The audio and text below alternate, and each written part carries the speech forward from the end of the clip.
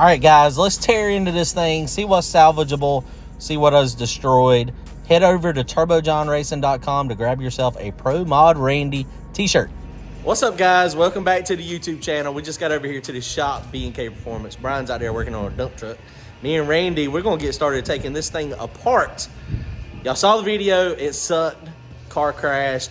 It could have been a lot worse. You know, luckily, PJ had a little backfire, and so he was coasting. He was able to get stopped. What happened? A couple things happened. We were short on crew. We didn't have all of our normal people there. This car requires more people to be involved than just one or two people. I mean, it just is what it is. The car is making a lot of power. It was pointing a little bit to the left. I should have called it. Kevin Mullins was actually back in the back, and I didn't see him. I should have been looking back there in the back. I should have asked for help on making sure Randy was nice and straight. It's one of those things. I mean, we've been fighting this car. I don't know what the deal is with the suspension. It's acting just like my old car did. The more power you put to it, the more it hooks. And so it's a gradual hook. So it might have started off a little bit to the left, and then the hook took place, and then it's just over. He went a 112 60 foot, and he was on gas for 1.52 seconds. That's it. So this car was flying. It was moving. Stuff happens really fast. It's for drag racing. I mean, what can you do? But here we go. We got it crashed up a little bit, but what can you do, man? You know, just let out of it before you get to the wall. Let out of it before you crash it. Well, I mean, it's one of those things. I mean, you know, I'm the king of this shit. Nobody's better than me. I mean, he was on gas for 1.52 seconds. After the 60 foot, that is 0.4 of a second. It just happens. It's race cars. I want the car to go 4-link. I can't believe I even say that. Can you believe I even say 4-link? Brian out there, he's been telling me for years, go 4-link. He's like, the triangular 4-link, it just don't work. And I was like, no, you're crazy. And I know there's been people out there that have been really fast with triangulated 4-link. But those cars that have been really fast on triangulated 4-link, they also only race twice a year. They don't race all the time. They don't race in conditions that we can sometimes race in. And Piedmont was good. It was really good. I mean, once you get out of the glue, I mean, they've got a pretty wide path, but I mean, you know, the glue doesn't go all the way to the wall. You know, there's a spot there to where it just doesn't. But you know, it's racing. I mean, what can you do? I mean, triangulated 4-link should be, I mean, might be okay. Milton's pretty good friends with Mark Mincer. And he's like, man, we need to take it to Mark Mincer. I said, well, we'll get Mark to give Randy a quote. I was like, if it's reasonable, maybe Randy can do that. You know, I don't know, you know, because Mark's a professional. I think I want the 10 soldiers unequal 4-link setup. I mean, personally. But I don't know. I mean, it's just one of those things. Lucky the car is not crashed up too bad. I mean, what do you think, Randy? It's not as bad as it could have been. We got very lucky, which I have a horseshoe up my butt anyway.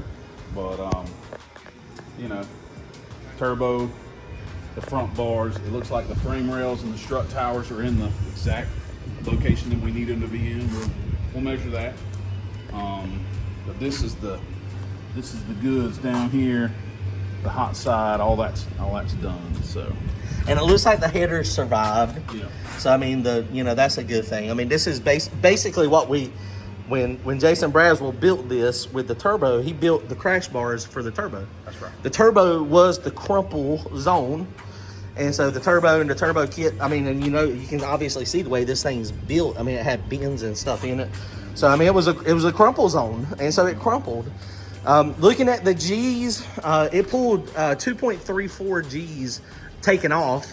And then sideways, it was 1.2 when you hit the wall. Or side. It's kind of hard to, because it wasn't a direct impact. So, I mean, it was kind of hard to. I turned it when I saw it was going for the wall and there's no backing out of it, I turned it as far as I could to the right. Right. To keep the fuel tank from. Right. And it didn't catch on fire at all. There was nothing there. I mean, it bunkled in over here. Very, very lucky. Yeah, I mean, we got lucky. I mean, you know, it sucks. It's part of racing. Well, it's going to be faster and built stronger. So we'll turn it into a positive. Well, yeah, absolutely. $6 million man. $6 million man. New instead of Pro Mod Randy, $6 million Randy. $6 million man. Gonna come back faster. Right. I will tell you. I will tell you what I am honestly looking forward to. I don't know if Randy wants that turbo in the low position anymore. I mean, there's nothing we can do to make it stop smoking. You've obviously done everything. Even in the delete valve. There's another delete valve. And I there's mean- a check valve in there somewhere. it's I mean, that's why everybody's like, why is the motor so smoky? Everybody's like, is the motor blowed up? No, it's not the motor. There's a little bit of oil in the turbo every single time. We can't get it out. So the turbo, I mean, we're just gonna have to get it just a little bit higher, and then because last year we had it a little bit higher, and we used the It was right here. It was all the way up there, and we used the suction. We used from the dry sump. Yeah. It was just a scavenge, and that didn't have a problem. Doing that. It's just when the turbo is the lowest point below everything, clearly, the old gravity wins every time. So, all right, guys. Well, we're going to go ahead and what's playing tonight? Just wanted to say thank you for all the comments. I even got a guy that told me I need to learn how to drive. I agree. We all need to learn how to drive. So, there's always Monday morning quarterbacks. Yeah, it was great. All the people that were so positive and everybody that bought a shirt to help me out. I can't thank y'all enough. And we did get Randy. He's been talking about doing a shirt for months now, and finally we solidified. He's like, okay, just call me Pro Mod Randy. That's more the why. And everybody else, which Randy, if you know Randy, when you go to the racetrack, everybody calls him Pro Mod Randy because he calls everybody else Pro Mod, whoever it is. I earned it, but this is a firewall, factory firewall. Right.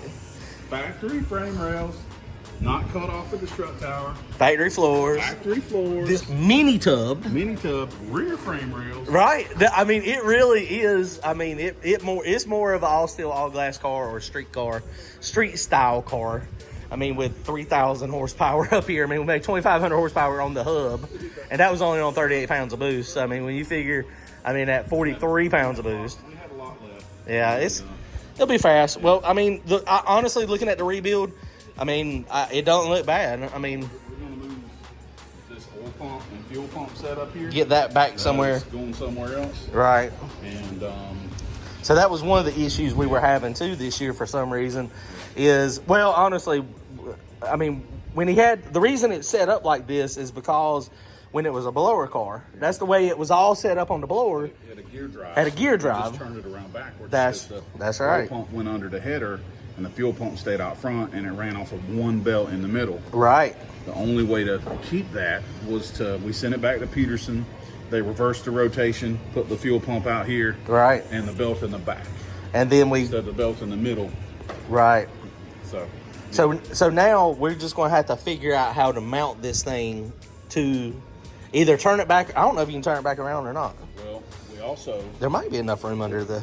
we also have a new intake pump. Right. So it's a low profile type thing. Oh, you can put a factory hood on this thing. Yeah. Look at that. Yep. Might have to put Have the a look. hinges back on it and put windshield wipers in it. Maybe even a little bit of AC, huh? That solid head and block may be a challenge for us, but we're gonna work on it. He's gonna make some changes and some updates based on what we've seen this year. We've been, obviously, if y'all been following along on the channel, we have been struggling with the oiling of the turbo. We have tried everything we can think of and everything anybody is suggesting to make this thing so that it doesn't smoke. But don't forget, guys, go to turbojohnracing.com. Randy's t-shirts are on there. All the proceeds are going, of course, to help him rebuild this thing. And if you want a cool t-shirt, I think it turned out pretty cool. It looks pretty nice. Kelly did a great job. Pro Mod Randy. All right, let's take this thing apart.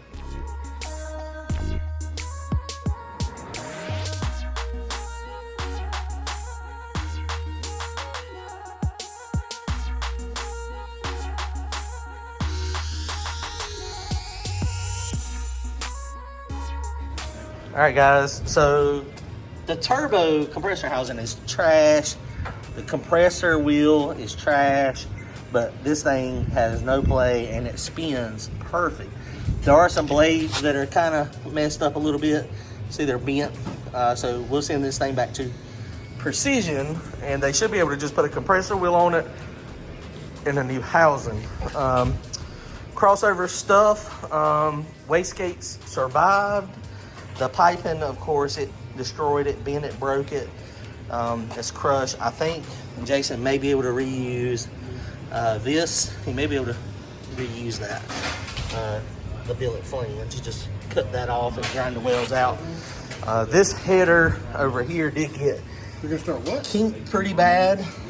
So that one, there again, I mean, it's on a weld. So I think he can cut that off and then straighten this back out once it gets it cut off. Rest of the header seems to be okay. So they're pulling everything apart now, finishing it. We'll get the oil pump off, fuel pump off. The wiring harness stuff is off. It did bend this bracket for the pickup. You can see that thing bent back to the oil pan. It looks like it actually, we were worried that the trigger wheel got hit real bad, but it's got a little bit of damage, but it's not bad at all. But the pickup got bent, but that can, Brian said he thinks he can straighten that. I mean, all it is aluminum. And, you know, it's got adjustability in it as well. So, I mean, we're going to go through everything, of course, make sure everything is good. So, they'll be ready to pull out here in a minute.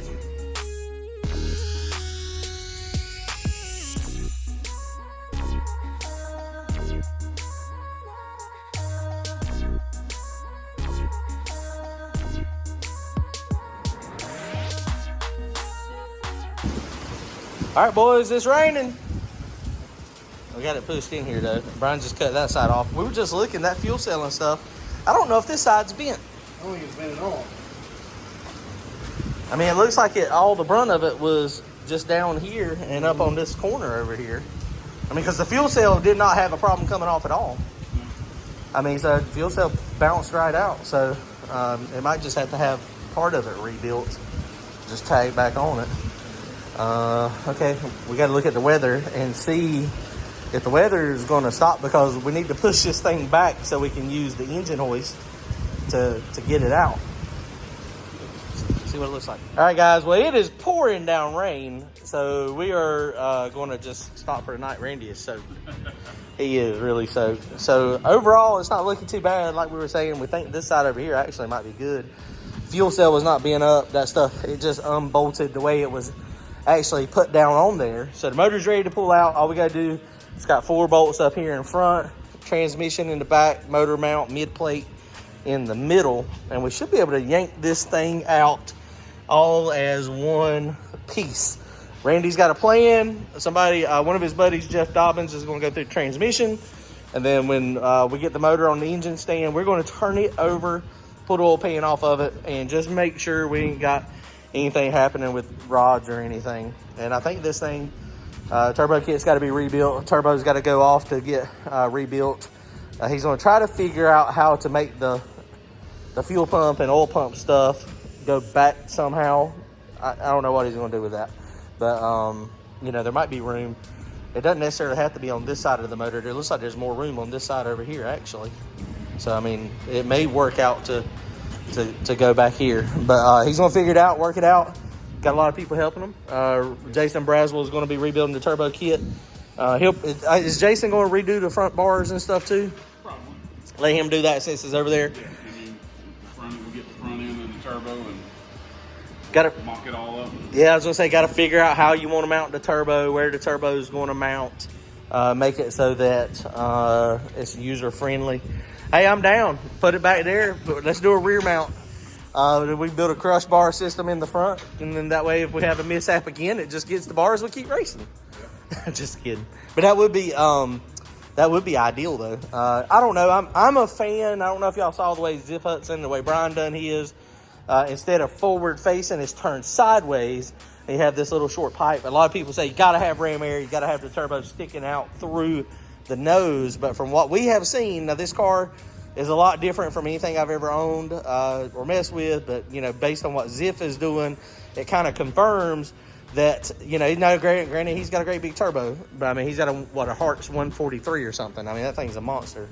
But from what we have seen when we used to class race back in the day, is a turbo, you only benefit forward facing when you're limited on turbo. When you max out the turbo, you pick up a little bit when you turn it and ram some air in it. But if you're not maxed out on the turbo, I mean, turning sideways is not necessarily a bad thing. So I don't know, he's gonna have to. He likes the look of it forward, and he's also thinking about doing 2 exhaust pipes. You know, that could be something. I know it had a little turn up on it. I mean, maybe that was pushing the car a little bit. I mean, it's possible. I know there's a lot of people that run two. I mean, we've had issues with one straight up. That's the reason we put the turnouts on them, but I don't know.